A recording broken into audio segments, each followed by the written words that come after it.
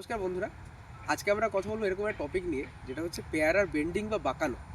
আপনারা জানেন পেয়ারা একটা এরকম একটা ফলের গাছ, যেটা মোটামুটি পশ্চিমবঙ্গের সব জায়গায় কম বেশি পেয়ারা বাগান বা বাড়িতে পেয়ারা গাছ আপনারা দেখতে পাবেন।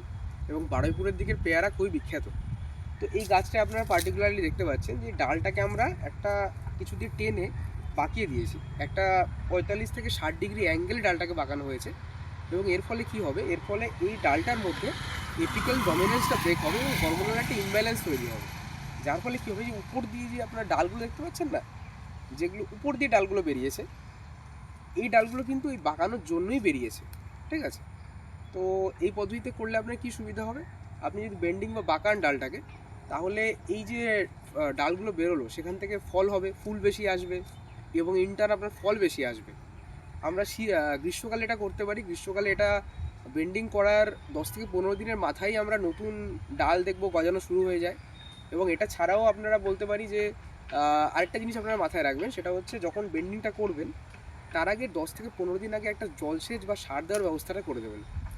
বাকি মোটামুটি এই গাছটা অনেকদিন আগেই বেন্ডিং করা হয়েছে। তো এখন আপনারা দেখতে পাচ্ছেন ডালটা একটু উঁচু হয়ে গেছে, নয়তো এটা অনেকটাই ব্যাঙের ছাতার মতো নিচুর দিকে বেঁকানো থাকবে। ঠিক আছে? তো নমস্কার, আশা করি কাজে লাগলো আপনাদের এই ভিডিওটা।